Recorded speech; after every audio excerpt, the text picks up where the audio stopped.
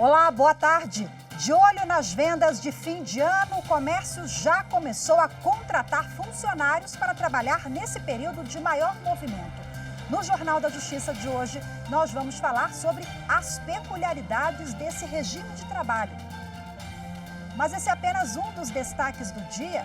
Vamos aos demais. Ex-deputado federal Roberto Jefferson passa hoje por audiência de custódia. Roberto Jefferson foi levado à Superintendência da Polícia Federal no Rio de Janeiro para os primeiros procedimentos da prisão. Ele foi encaminhado em seguida à cadeia de Benfica. Eleições 2022. Termina hoje o prazo para o registro das pesquisas de opinião pública que podem ser divulgadas no segundo turno das eleições. E ainda, menos de 6% dos candidatos entregaram a prestação de contas final do primeiro turno das eleições.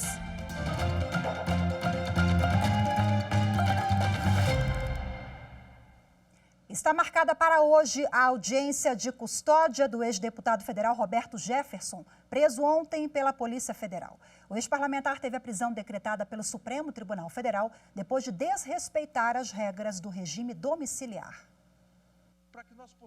O ministro Alexandre de Moraes, do Supremo Tribunal Federal, decidiu que Roberto Jefferson deveria retornar à prisão pelo descumprimento de medidas cautelares impostas a ele quando beneficiado pelo regime domiciliar, como não postar nas redes sociais, por exemplo. O relator cita algumas condutas do ex-deputado.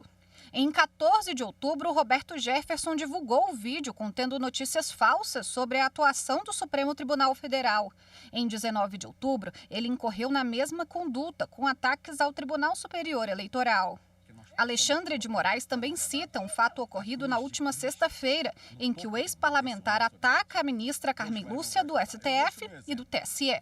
Em 21 de outubro, Roberto Jefferson incorreu em novo descumprimento das medidas cautelares impostas por decisão do Supremo Tribunal Federal, com publicação de vídeo contendo ofensas e agressões abjetas contra a ministra Carmen Lúcia.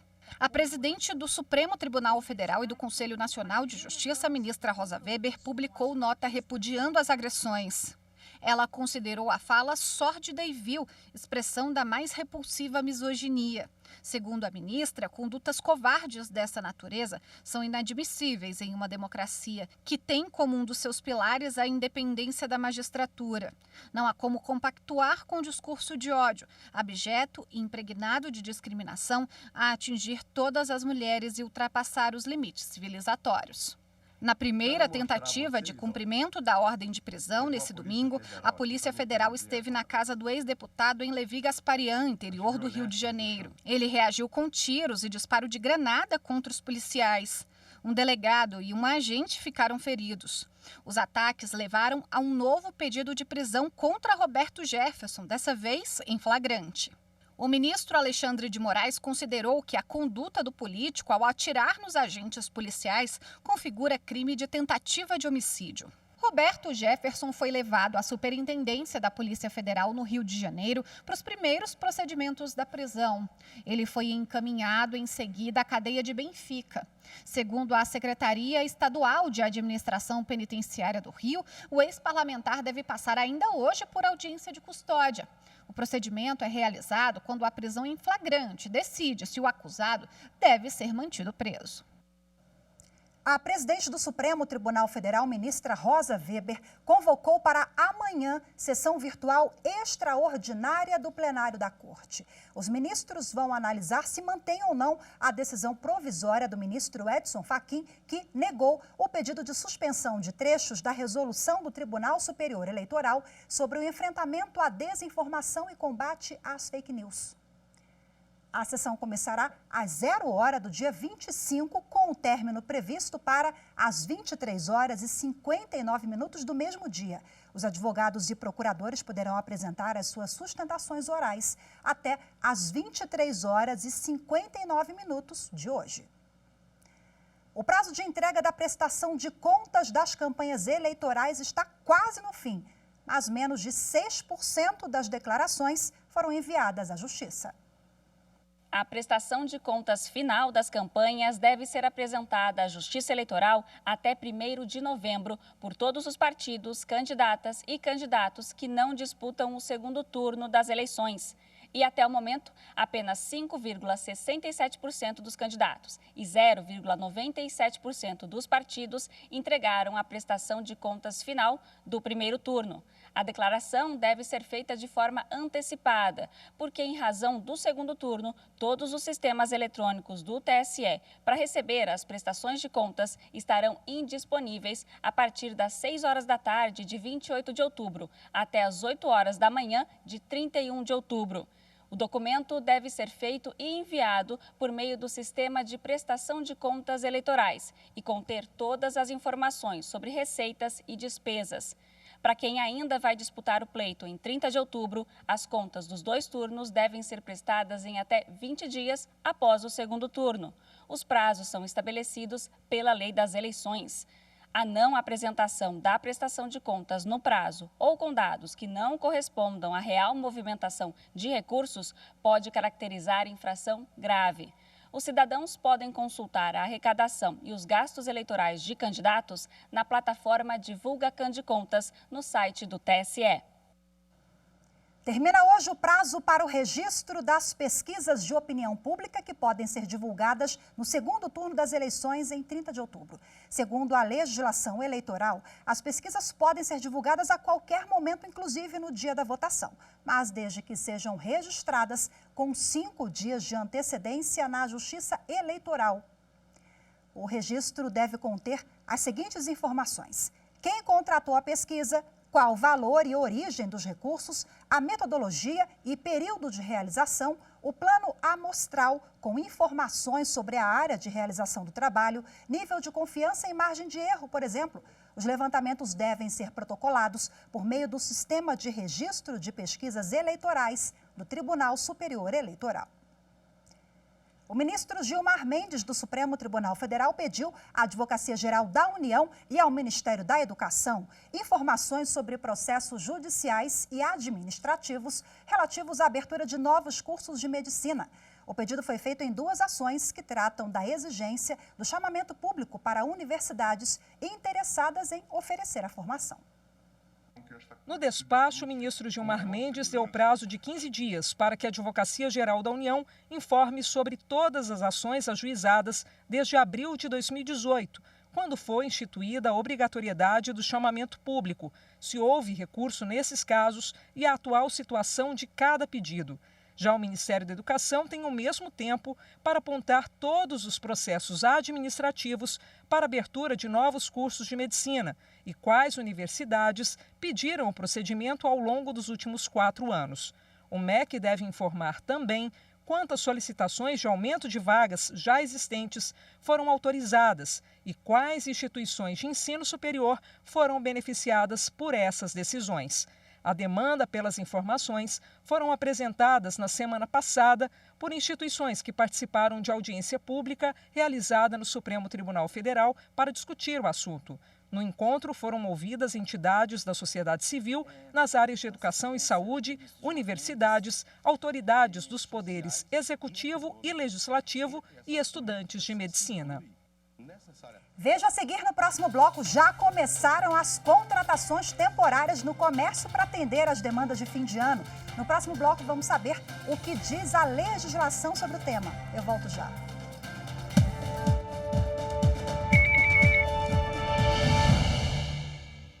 A urna eletrônica, com a sua facilidade de uso, permitiu que vários segmentos da sociedade fossem reintegrados ao processo democrático brasileiro. Então, houve uma transformação muito importante para o Brasil, inclusive tornando-se aí referência para o mundo em eleições digitais. Não só nos requisitos segurança e integridade, mas também trazendo a participação efetivamente popular do brasileiro.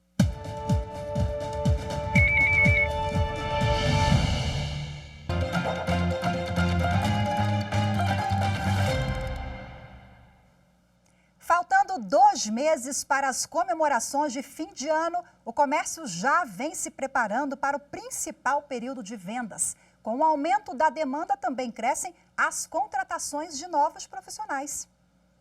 Mesmo que temporárias, essas vagas se tornam uma oportunidade para os desempregados e a chance de que, após esse período, eles sejam efetivados. Nesta loja em Brasília, o Natal chegou mais cedo que o normal. Em setembro, os produtos natalinos já foram para as prateleiras. A expectativa é que o comércio de decorações fature o triplo este ano.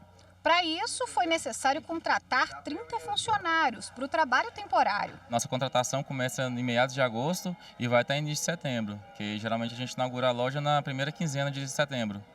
E para começar também o treinamento dos funcionários, ensinar, aprender, conhecer todos os produtos para poder atender melhor o cliente. Felipe é um dos temporários. Ele trocou o emprego em uma brinquedoteca em busca de experiência no mercado como vendedor.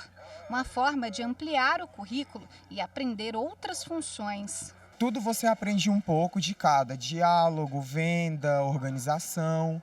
Então, todos os temporários são experiências novas que você pode levar para um fixo com uma junção de tudo que você já aprendeu nos outros. Os comerciantes estão otimistas com o fim de ano. Segundo o levantamento da Confederação Nacional de Dirigentes Lojistas, cerca de 95 mil vagas de trabalho temporário devem ser abertas em todo o país até dezembro. O contrato nessa modalidade é previsto em lei. A empresa precisa cumprir regras. A vigência da contratação, por exemplo, não pode passar dos 9 meses. O empregado tem direitos trabalhistas garantidos. Recebe férias, 13º salário, horas extras e eventuais adicionais. Na loja de decoração, o período serve para avaliar os funcionários, que têm grandes chances de efetivação. Tem muitas pessoas que esforçam bastante, buscam conhecer o produto, buscam conhecer todos os setores da loja para poder, após o fechamento do Natal, poder ser remanejado para alguma área que possa ser encaixado. Então tem bastante pessoas que mostram serviço, que realmente têm interesse em ficar na loja. Bom, agora para a gente repercutir o assunto, comigo aqui no estúdio, ao vivo, o advogado trabalhista, doutor Ricardo Pego. Seja bem-vindo, muito obrigada pela sua participação. Eu que agradeço pelo convite, Rafaela.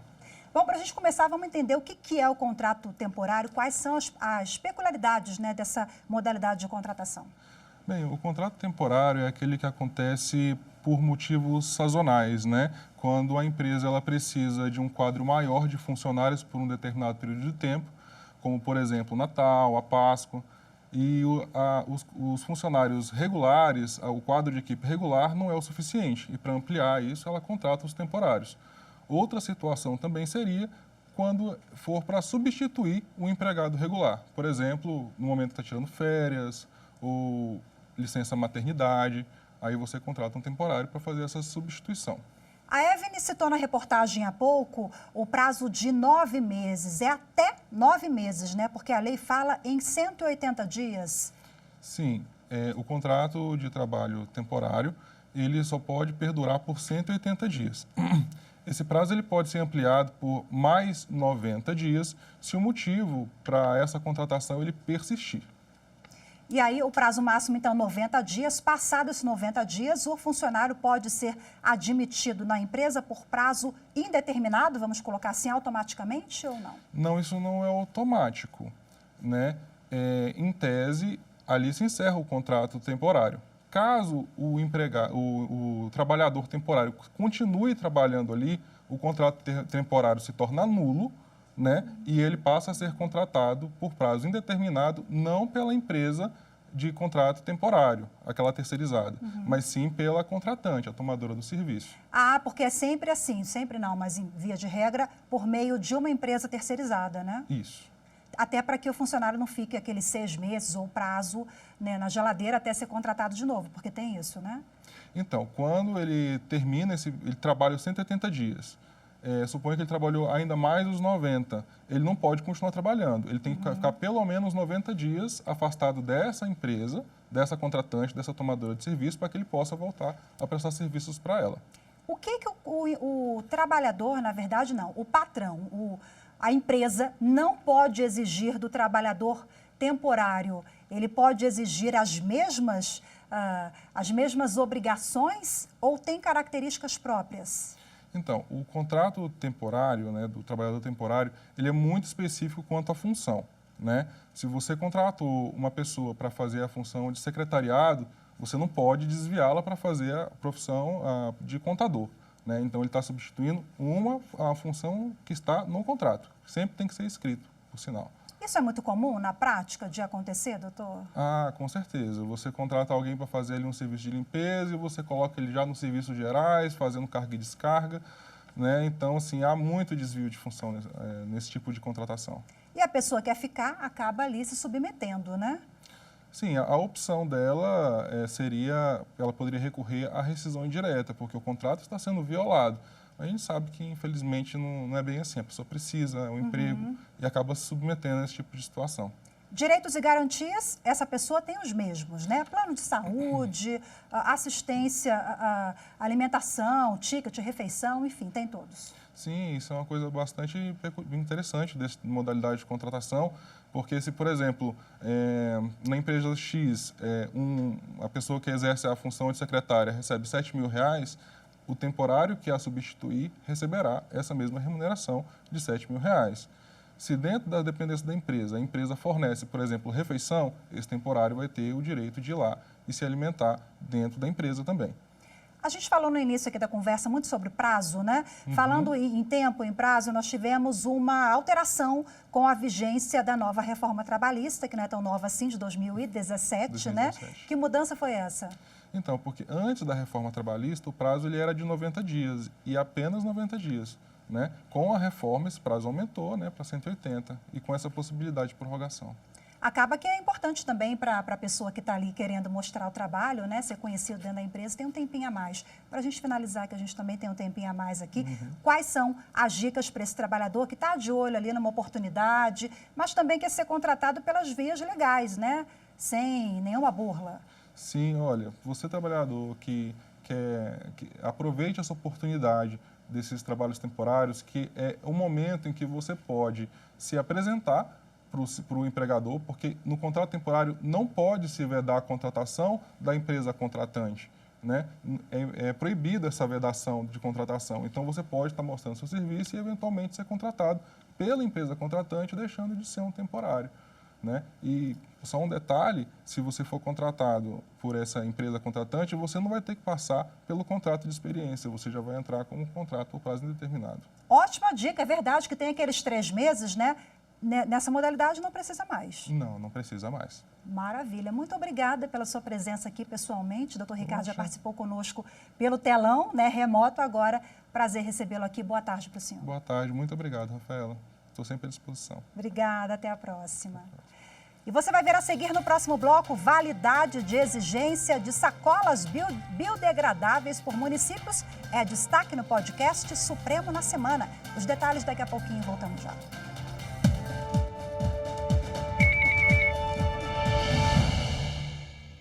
O sistema eletrônico de votação no Brasil foi instituído no ano de 1996. E desde então não há qualquer situação comprovada que possa pôr em dúvida a confiança das urnas eletrônicas. O voto eletrônico é sim auditável, na medida em que os órgãos de controle e fiscalização contribuem com a Justiça Eleitoral para fins de declarar a aptidão das urnas eletrônicas para receber e colher os votos dos cidadãos.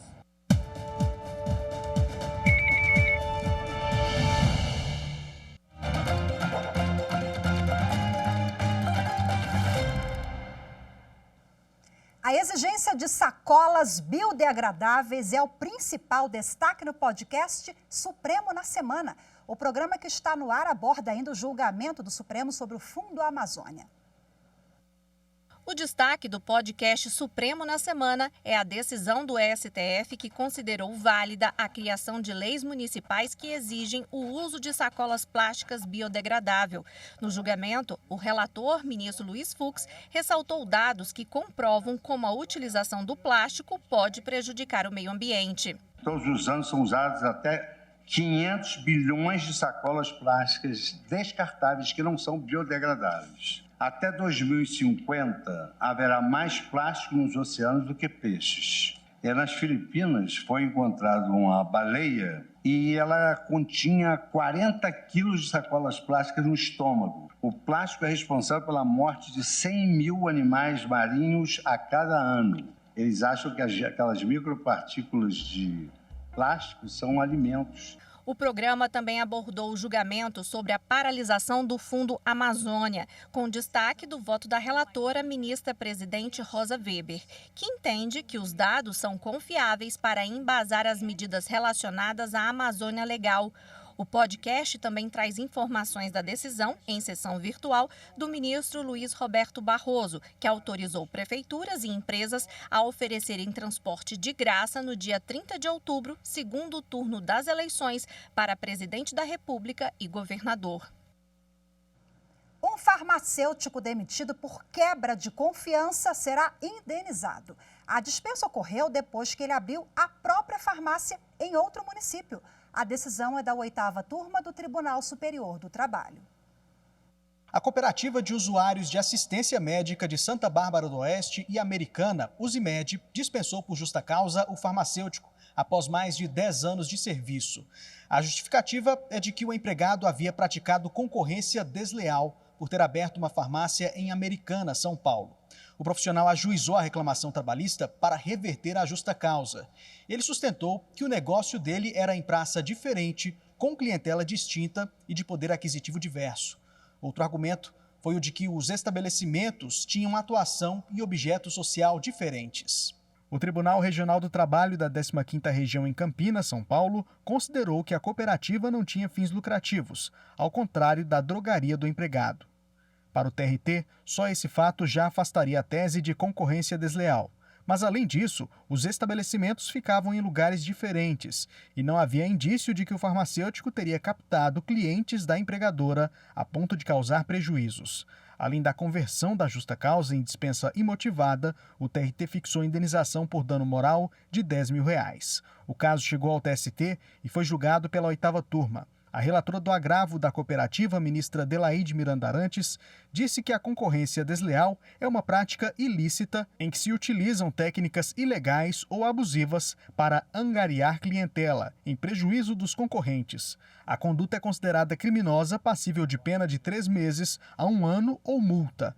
Nesse sentido, a ministra lembrou que, de acordo com a seção 1, em dissídios individuais do TST, a acusação de falta grave de forma leviana e inconsistente ofende a honra do empregado e justifica a indenização. Esse entendimento, segundo a ministra, se aplica à acusação de concorrência desleal. Por maioria, a 8ª turma rejeitou o exame do recurso da cooperativa. A 3ª turma do Superior Tribunal de Justiça, por unanimidade, decidiu que a aquisição de metade do imóvel não impede o reconhecimento da usucapião especial urbana. A turma deu provimento ao recurso especial de um casal que ajuizou ação de usucapião urbana, alegando estar há mais de 5 anos na posse mansa e pacífica de um apartamento no Rio de Janeiro, além de preencher todos os outros requisitos do Código Civil que estabelecem as condições para a posse por usucapião. Ao STJ, eles alegaram que residem no apartamento como se fossem donos desde 1984, após a falência da imobiliária responsável pelo aluguel. Os recorrentes sustentaram ainda que arremataram a metade do imóvel há mais de 35 anos e desde então exercem com exclusividade a posse para fins de moradia. O relator do recurso, o ministro Ricardo Vilas Boas Cueva, observou que a usucapião especial urbana foi instituída para contemplar as pessoas sem moradia própria.